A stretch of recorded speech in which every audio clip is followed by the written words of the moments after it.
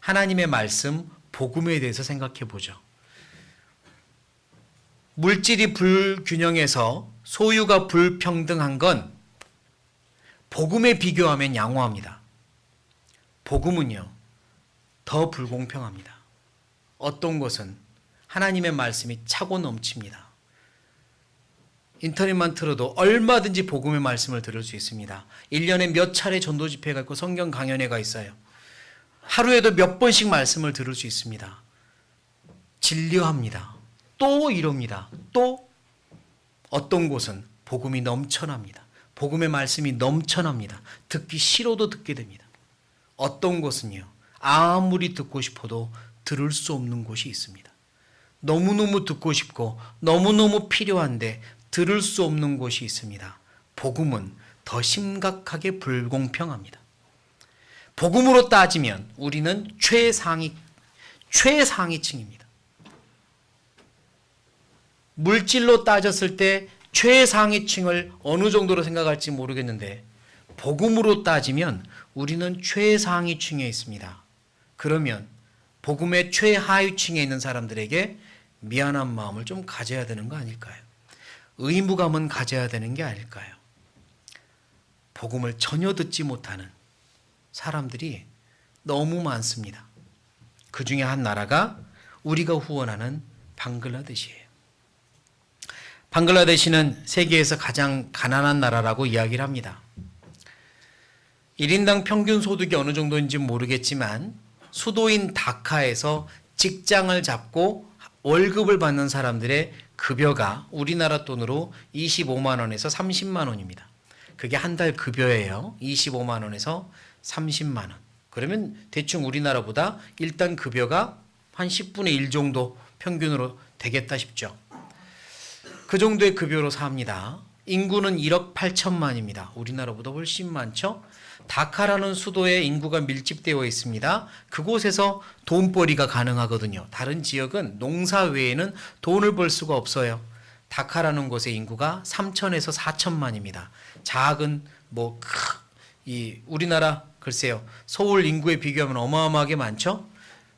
엄청 큰 도시는 아닌데요. 그곳에 3천에서 4천만이 삽니다. 전 세계에서 인구 밀도가 가장 높대요. 사람들 막 치여 삽니다. 부딪히고 삽니다. 얼마나 사람이 많은지 몰라요. 그곳에 국교는 이슬람교입니다.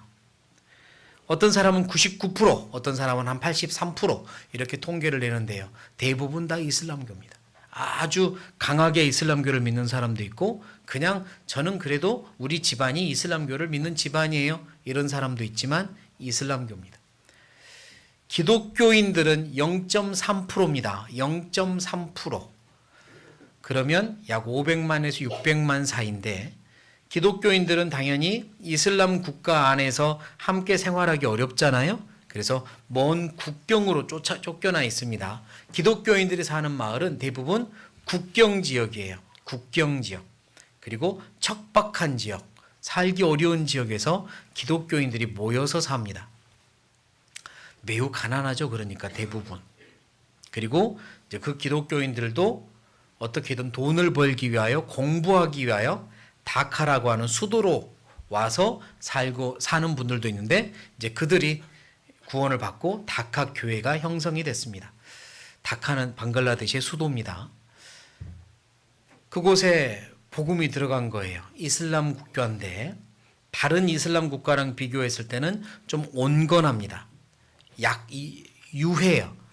유하다는 말은 어떤 의미냐면 말레이시아나 인도네시아나 사우디아라비아나 터키 같은 강한 이슬람교 국가는 자기 가족 중에 누구든지 이슬람교에서 개종을 하면 다른 종교로 바꾸면 명예살인이 가능합니다. 죽입니다. 가족이랄지라도 죽여요. 명예살인입니다. 이건 종교와 신념을 위해 죽이는 거예요. 그 정도로 강합니다. 그래서 제가 싱가포르에 선교사로 있을 때 인도네시아 이런 학생이나 일하는 사람들 전도하려고 하면 차라리 여기서 죽이라고 그럽니다. 어차피 집에 가면 죽는다고. 그렇게 전도하기가 어려운 게 이제 강성 이슬람교 믿는 사람들인데 방글라데시는 유해요. 그렇게까지는 하지 않아요. 핍박은 하지만 죽이진 않습니다. 그냥 어떤 사람들은 그래? 나도 한번 들어볼게. 이 정도도 해요. 그러니까 얼마나 다행이에요. 다행입니다. 이슬람 국가는 특징이 하나 있는데요. 다른 종교나 다른 나라보다 죄가 적습니다. 이슬람을 믿는 나라는 그래도 죄가 적어요. 왜냐하면 굉장히 무서우니까요. 술, 이런 거, 잘못하면 바로 죽거나 이렇게 큰 형벌이 있기 때문에요.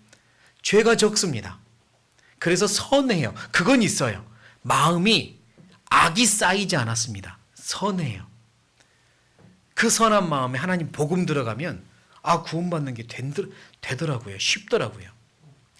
방글라데시에 처음 복음이 들어간 건 2010년쯤입니다. 그때 처음 이제 하나님의 말씀이 방글라데시의 어떤 분에게 들어갔고요. 그때부터 한 2번 정도 징검다리를 건넜어요.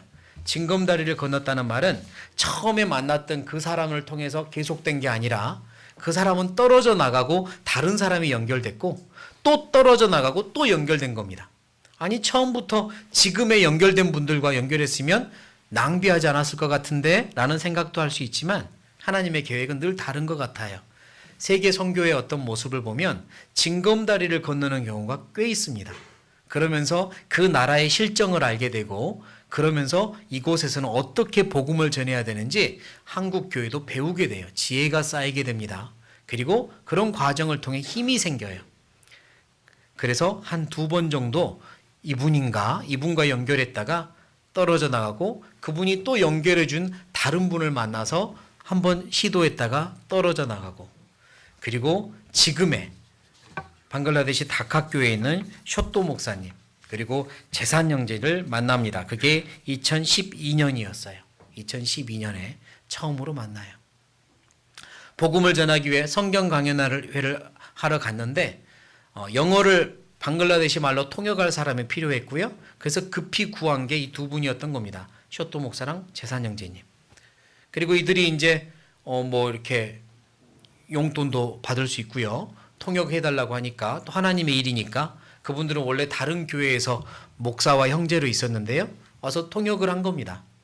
통역을 하면서 점점 마음이 열리기 시작했고 그리고 상담을 통해 그들이 구원받지 못했다는 걸 알게 되고 구원받지 못했다는 걸 알고 났을 때 하나님 앞에 통곡도 하고요.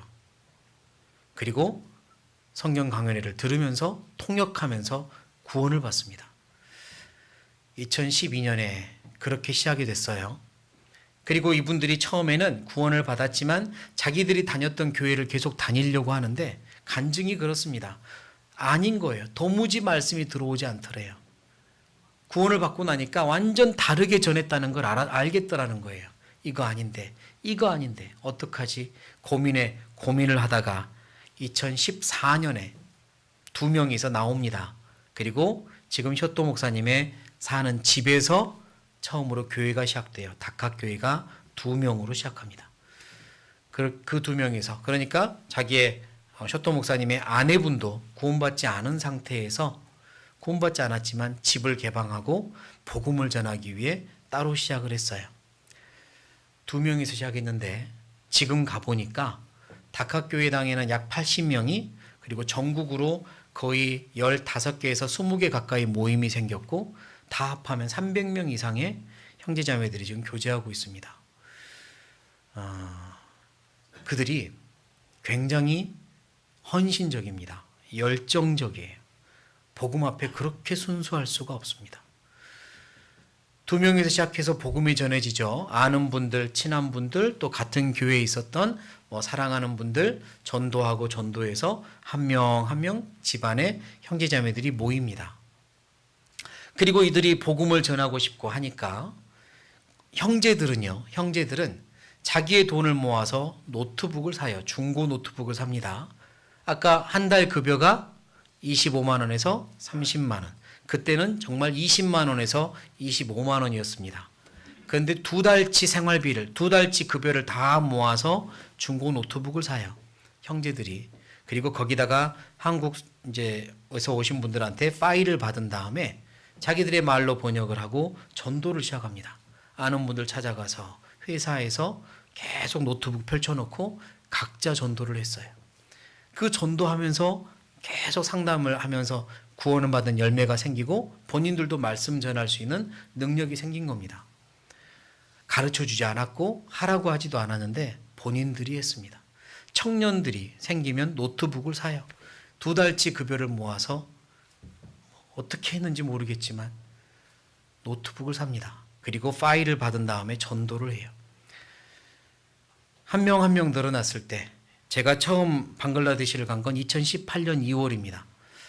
2018년 2월 달에 갔을 때 쇼토 목사님의 집에 30명이 안 되는 25명 정도 모여서 교제하고 있는 그곳에 갔어요.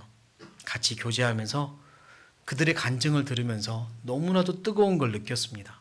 복음을 위해서 살고 싶습니다. 이 방글라데시에 복음 전하고 싶습니다. 죽어도 좋습니다. 그런 마음들이 다 있더라고요. 내 가족들 복음 전해야 됩니다. 그런 마음들이 다 있습니다. 아까도 말했지만 이슬람교가 국교입니다. 그 다음에 많은 종교가 힌두교고 그리고 기독교는 매우 적어요.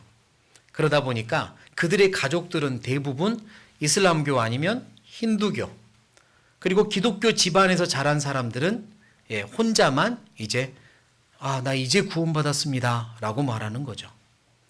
핍박들이 대단합니다. 마을 사람들이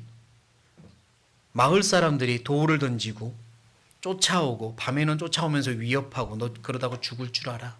아가씨 같은 경우에는 또 심한 위협을 하고 너 그러다가 가만 안 둘 거야. 두려움이 굉장합니다.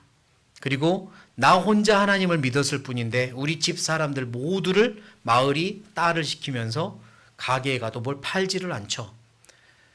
그러면 이제 집안 사람들은 너 때문에 이게 뭐냐 이러는 거 아니에요? 그러나 그들은 굽히지 않습니다. 나만 천국 갈 수 없습니다. 우리 가족들 다 구원받아야 됩니다. 기도 부탁해 가며 그렇게 믿음을 지킵니다. 코로나가 터졌고요. 다카에서 돈을 벌며 또 학생으로서 생활하던 형제자매들이 다카가 셧다운이 됩니다. 한 4개월 정도가 모든 게 문을 닫습니다. 집으로 돌아가야 했어요.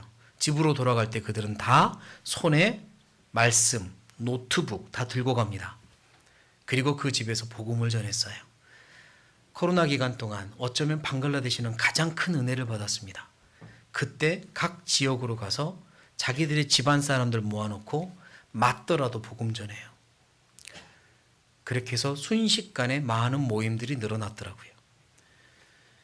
이번에 수련회를 했는데요. 전국에서 형제자매들이 모였습니다. 처음으로 하는 우리나라 동계 수련회 형태의 말씀과 교제 중심의 수련회였어요. 그전에는 다 모여도 하계 수양회 형태의 복음 전하는 형태였거든요. 근데 이번에는 처음으로 새로운 영혼 인도하지 않고 형제 자매들만 모였습니다. 왜냐하면 전국으로 모임이 있는데 한 번도 모여본 적이 없는 거죠. 교회가 어떻게 성장해야 되는지 하나가 되어야 되는지를 모르는 거예요. 그래서 모였습니다. 그러나 모든 걸 다 지원할 수는 없고 희생이 필요합니다. 사실 방글라데시는 처음부터 희생을 강조했거든요. 희생해야 복음이 전해진다고. 각자 교통비는 본인들이 준비합시다 그랬습니다. 각자 교통비는 본인들이 준비합시다. 그런데 먼 지역 약 8시간에서 10시간 버스를 타고 오는 지역에서는 교통비가 우리나라 돈으로 약 35,000원. 그러면 곱하기 10을 해야 체감이 되잖아요. 35만 원 정도의 교통비를 준비해야 되는 겁니다. 우리나라 돈으로 한 명이. 그걸 준비해서 오는 사람들도 많았습니다. 그리고 어떤 분들은 끝까지 준비를 못해서 못 왔어요.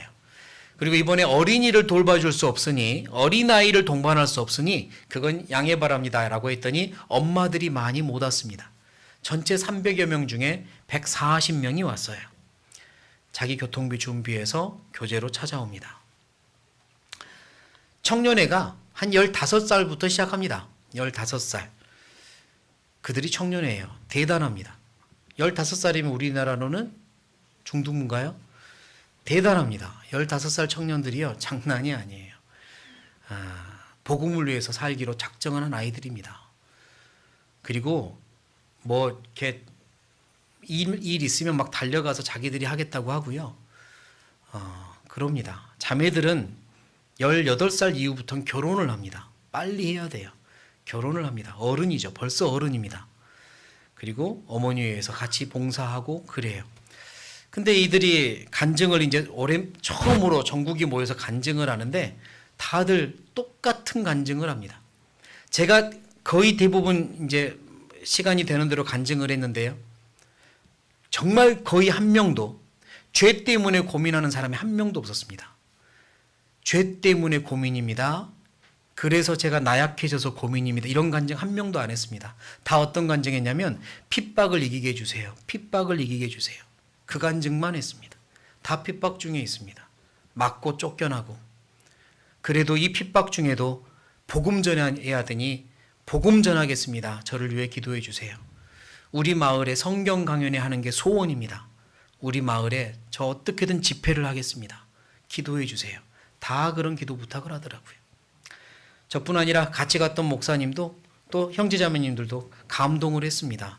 야, 이곳저곳 선교를 많이 다녀봤지만 이런 마음으로 이렇게 하는 교회, 마치 우리나라에 처음 복음이 들어와 태동하고 시작했던 우리나라 처음 모습을 보는 것 같은 이런 교회가 있구나. 이곳은 정말 투자할 만하다라는 생각이 다 같이 들었습니다. 그들이 지금도 우리에게 기도해달라고 부탁합니다. 제일 중요한 건 기도해달라, 물질 도와달라 이런 부탁하지 않습니다. 심지어 다카교회 형제자매님들은요, 뭐 이렇게 학생들이니까 직장도 없고 또 자매님들 직장 없는 분들 많잖아요. 직장 있는 분들이 11조를 하죠. 11조가 우리나라 돈으로 한 60만 원 정도 나와요. 근데 다카교회에서 각 지역을 다니며 전도 집회를 하거든요. 한 달에 2번씩. 근데 한 번 집회할 때 우리나라 돈으로 한 70만 원 듭니다. 11조도 안 되는 거잖아요. 그걸 본인들이 다 부담을 해요. 무슨 이야기냐? 선교회비가 몇 배가 나옵니다. 11조보다 선교회비를 많이 해요.